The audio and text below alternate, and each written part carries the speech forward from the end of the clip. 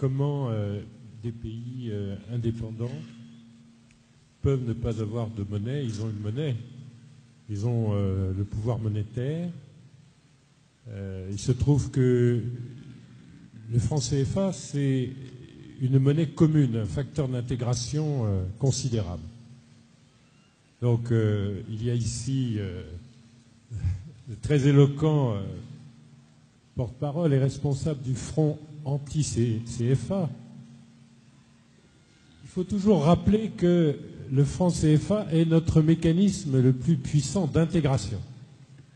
On peut le rebaptiser, on peut le détacher de ses origines historiques, mais faire très très attention à conserver le caractère de monnaie commune qui permet de faciliter les échanges dans notre ensemble. De mon point de vue d'économiste ou de mon point de vue de responsable gouvernemental pendant une période, le franc CFA ne pose aucun problème de souveraineté, aucun. Ce sont les chefs d'État qui décident des taux d'intérêt, qui décident de l'utilisation pour le financement de l'économie, du réglage de la masse monétaire, de la politique vis-à-vis des banques et du financement de l'économie, des taux d'intérêt, c'est-à-dire de l'essentiel, de la nomination des dirigeants. Ce sont des banques centrales indépendantes et des chefs d'État de nos États exercent 100% de leur souveraineté monétaire. Il se trouve qu'il reste des éléments de folklore qui n'ont aucune importance économique, mais qui sont en train de prendre une importance politique. Par exemple, la gestion microscopique, parce que ça concerne des sommes très faibles, d'une partie des réserves de change dans un compte à la Banque de France, un compte d'opération avec le Trésor français. Ce compte ne sert à rien. En 70 ans de régime de franc CFA depuis la guerre, il a servi à fournir des devises à la zone franc, qui était en crise de liquidité, pendant 14 mois. Donc ce compte d'opération est inactif.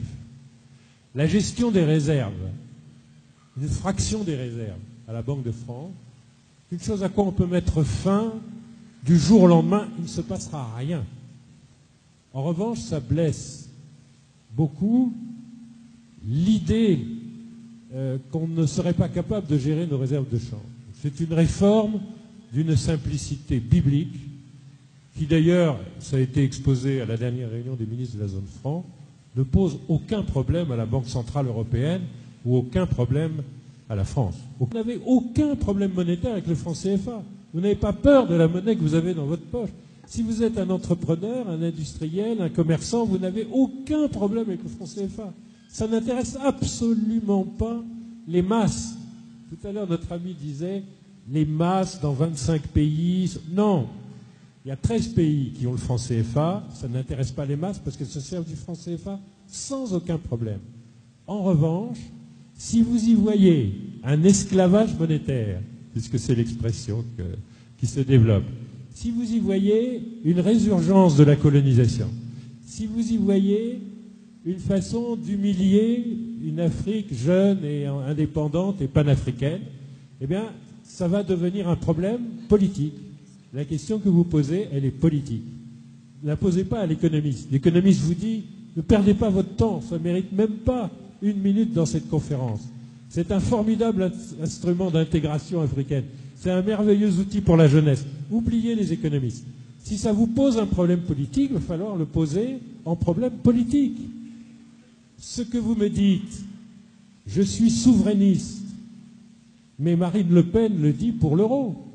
Parce que les extrêmes droites et les extrêmes gauches jouent en permanence sur ce thème, la monnaie c'est politique et ma souveraineté est blessée par ma monnaie. Voilà, c'est vrai, en Europe, les populistes font ça. Bon, en Afrique aussi. Donc il va y avoir un débat politique entre les gens qui disent non, ça n'est pas une question politique. Nous ne sommes colonisés par personne. Ça n'est pas un problème politique. Et des jeunes gens très brillants, qui, vous voyez, se moque à quelques mètres de ma position, eh bien, on aura un débat politique. On a le droit d'avoir un débat politique. On peut être socialiste ou pour le libre-échange et la libre concurrence. On peut avoir de l'imagination, de l'impatience magique sur la monnaie, ou on peut considérer que c'est un problème sans importance, qu'il ne faut pas en faire l'image d'une domination qui n'existe pas. Eh bien, ça sera un débat politique, pas un débat technique. Je sens, mais on s'éternise sur la question. Finalement, votre question, elle est, il y a de l'eau qui coule. Hein. 1 minute, parce qu'apparemment, on a besoin d'un rebond de la part de M. Kémy Séba. 1 minute, et on va passer à une autre question, s'il vous plaît. Une minute, parce que j'ai été interpellé de manière sous-jacente par mon aîné. Je précise que je ne me moquerai pas de l'aîné en tant que tel, je ne me permettrai pas, ce n'est pas la tradition. Par contre, je peux discuter les idées et aussi discuter les constats. Lorsqu'il parle, avant de venir sur la fin de sa réflexion, lorsqu'il parle de notre mobilisation, oui, il y a 13 pays en Afrique qui utilisent la zone franc, mais peut-être que Google ne marchait pas fortement dans certaines régions où son excellence était auparavant. Quand on parle de 25 pays, c'est qu'il y a des pays de la diaspora qui se sont mobilisés aussi. Il y a des diasporas dans les Caraïbes qui n'utilisent pas le franc CFA qui se sont mobilisés aussi. Il y a même des pays en Amérique du Sud, notamment en Argentine et au Venezuela, qui se sont mobilisés sur ces questions. La presse en a parlé. Je suis surpris que son excellence ne l'ait pas entendu. Mais là n'est pas le sujet de fond. J'ai entendu, c'est la première fois de mon existence, et peut-être la première fois pour bon nombre de personnes ici, que l'on entend que donc le franc CFA est une monnaie parfaite, entre guillemets, pour notre économie. Elle ne pose pas de problème. Alors, au-delà de ce sourire intérieur qui a émergé en moi, il y a une question qui me vient à l'esprit.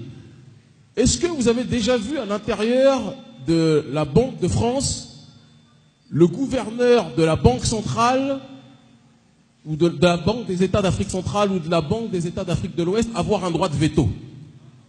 Est-ce que vous avez déjà entendu ça? Quand on parle de souveraineté, est-ce que le directeur de la Banque du Tchad a le droit de pouvoir mettre son droit de veto à la Banque de France? Oui ou non? Est-ce que ça, c'est de la souveraineté? Quand il n'y aura plus de représentants de ces banques-là dans nos régions, on pourra déjà parler un petit peu plus de souveraineté. Quand on nous parle de comptes d'opération qui seraient, somme toute, anecdotiques, si c'est anecdotique, ça n'aurait pas, pendant 70 ans, été un compte qui existe, jusqu'à preuve du contraire. Et je terminerai en disant aussi un élément qui, à mon sens, a plus que jamais une importance.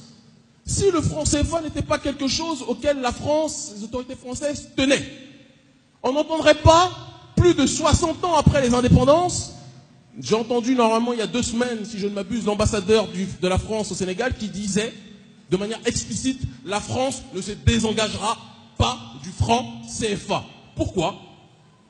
Pourquoi, si ça ne sert pas un minimum leurs intérêts? C'est une question de fond à un moment donné que l'on doit tous se poser. Qu'on arrête de rendre émotionnelle une question qui n'est pas une question générationnelle. C'est une question de souveraineté auquel chaque peuple doté de raison et de dignité a droit dans ce monde.